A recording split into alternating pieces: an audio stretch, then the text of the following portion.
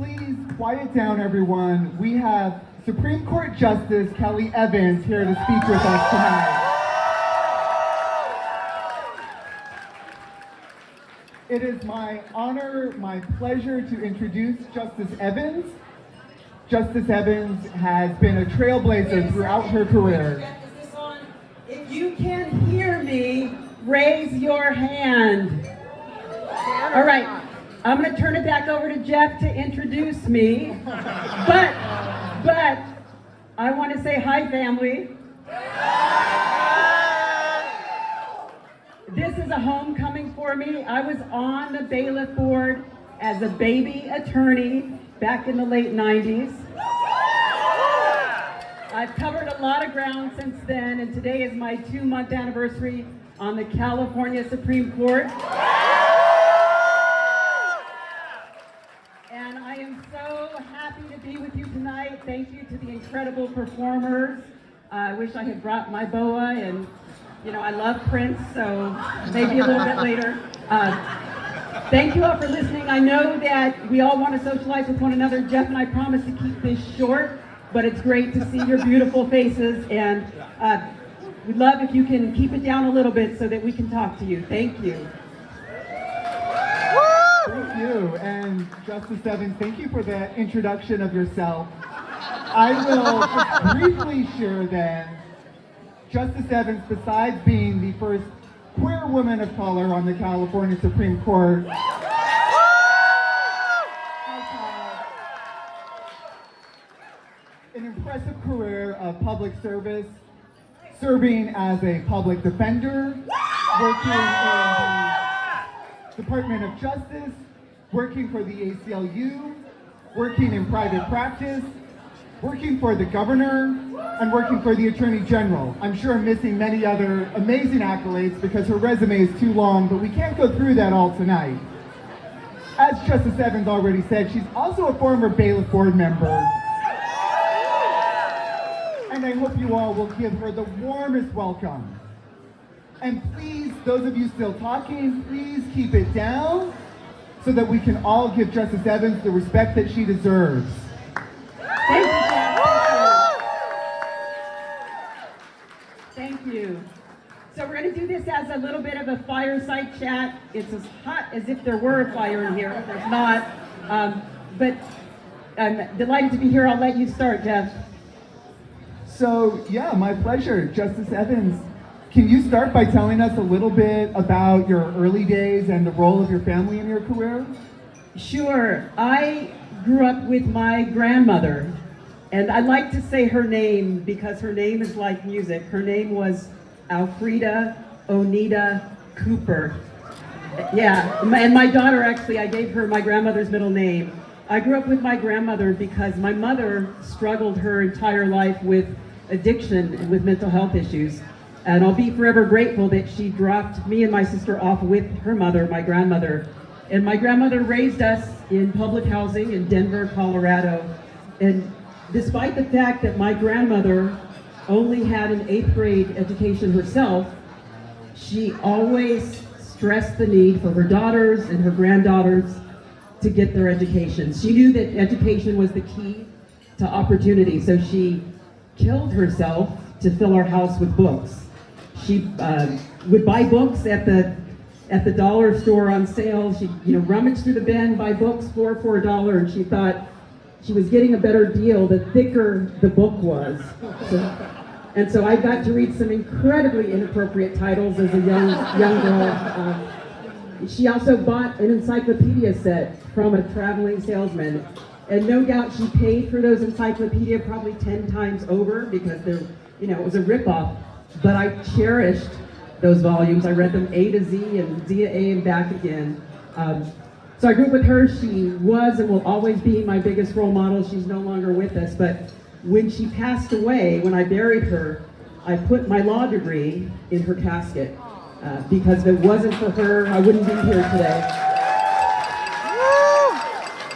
That is incredibly touching, Justice Evans. Thank you so much for sharing that.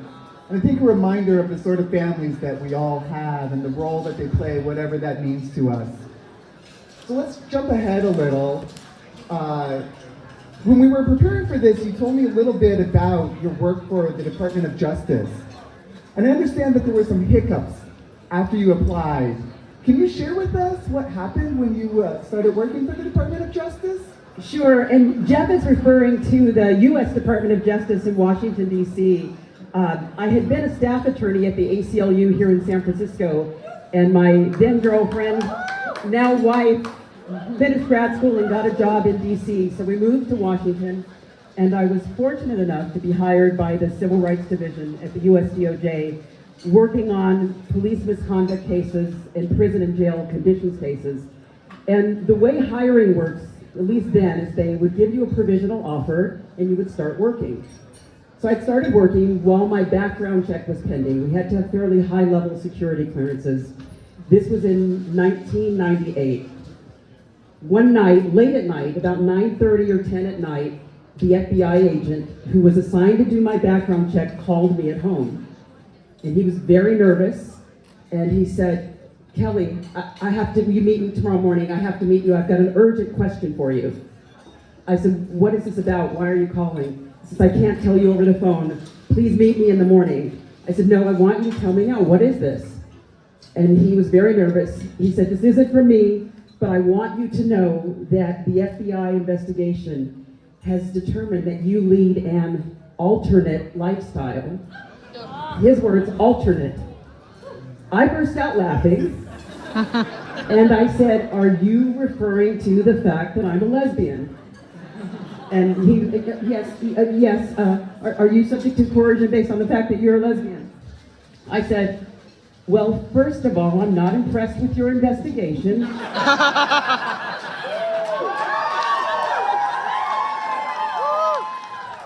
Because it is apparent from my resume that I'm a lesbian. It had the BALIF board on it, it had the Lambda Law students, it had the NCLR board, and not just the acronym, it had it spelled out.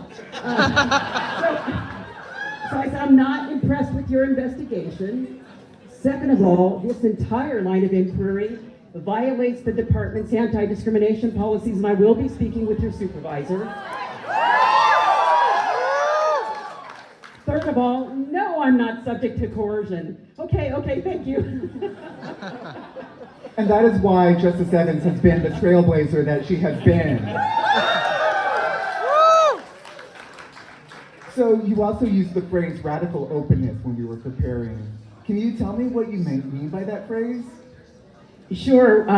When Jeff and I were talking, and I shared that anecdote with him, I told him I've always been radically open. And he asked, "Well, what is that?" And I think to me what it has meant is always being myself, unapologetically, no matter where I am, whether I'm with my family, whether I'm in court, whether I'm on the Supreme Court, whether I'm in the Department of Justice, whether I'm speaking to community members or police officers or governors or the Attorney General. I've always been myself, and so I think for me, radical openness is doing that, but really understanding, and I encourage all of you to embrace this if you don't already, understanding that you have the absolute right to take up space, to exist, to be joyful in the same way that the most entitled person on earth has. Don't ever forget that. It also means meeting people where they are. I recognize that I have the privilege of having grown up in a very loving and accepting family. My grandma bought me my first pair of combat boots when I came home with a shaved head.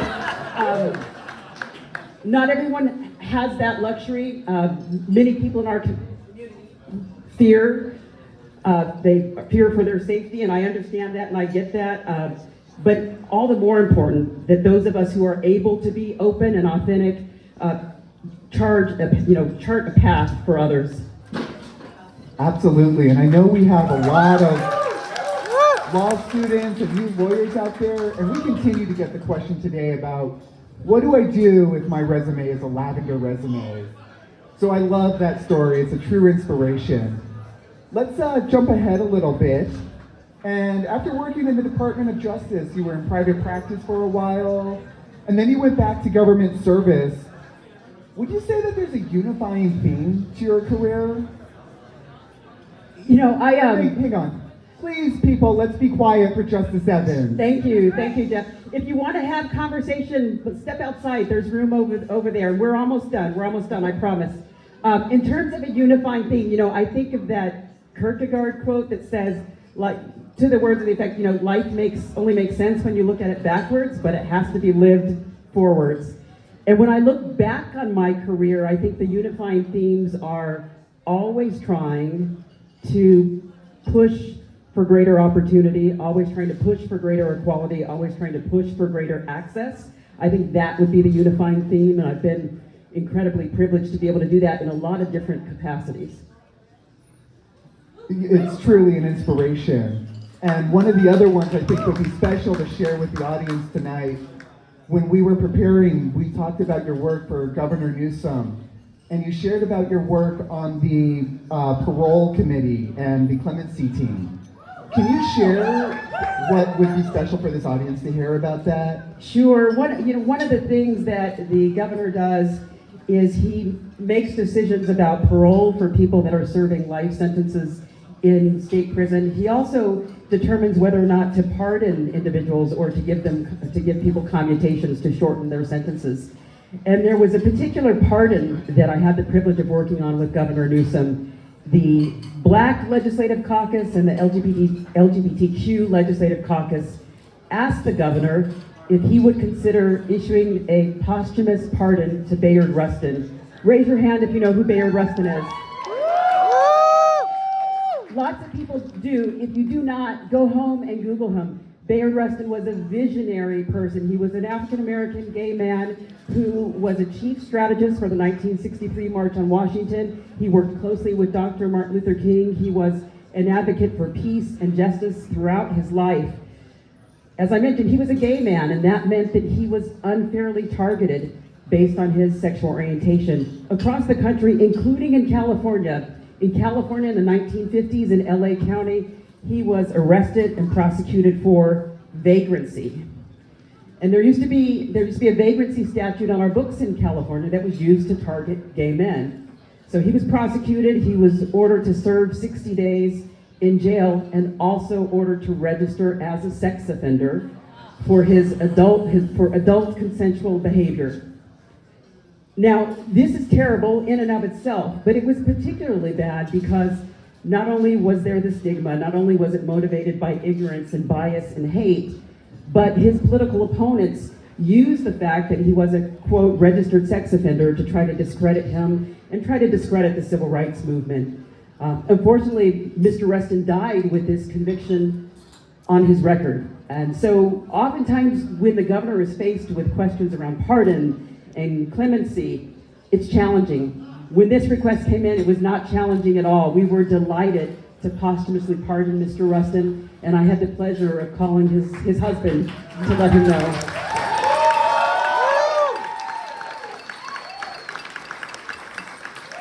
And for those of you who don't know who Bayard Rustin is, as Justice Evans said, please go look it up and talk to your high school teacher about why you don't know that. We're going to wrap up here soon, but Justice Evans, I want to ask you, as we stand here today, looking back on your career, are you surprised by where you came? You know, I'm still every day as I walk into my chambers at the California Supreme Court, I pinch myself. I never thought, you know, little black lesbian from the projects was going to wind up in the California Supreme Court.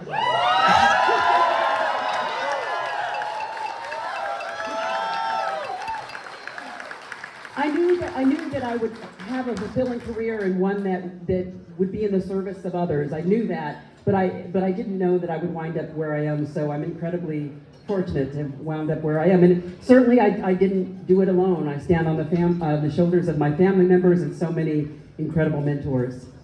And maybe can you share with us, how have your multiple identities mattered to your work as you've gone through these different amazing positions in your career? Sure. Well, maybe I'll just focus on being a judge. Great. Focus on being a judge. You know, one of the things that judges do is we put on a black robe. And the very first principle of being a judge is impartiality, obviously. You have to be impartial, you have to be fair and unbiased to every party who appears before you. That does not mean that judges stop being human.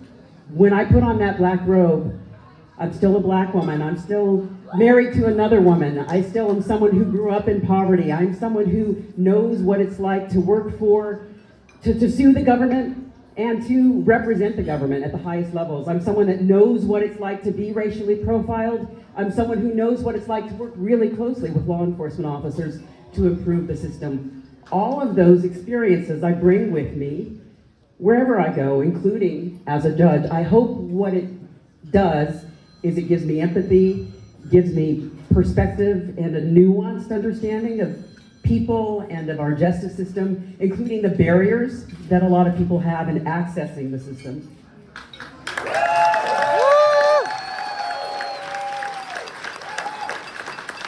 So, last question, everyone, and then we're going to go on with the program. But in our last minute together, Justice Evans, do you have any advice for the new lawyers and the law students out there in the crowd today? I do. First, raise your hand if you're a law student or you've been practicing law under 5 years. Under 10 years, under 10 years. Okay, good. So my advice to you is to try and do what interests you. Try to do what you want to do and excel at it.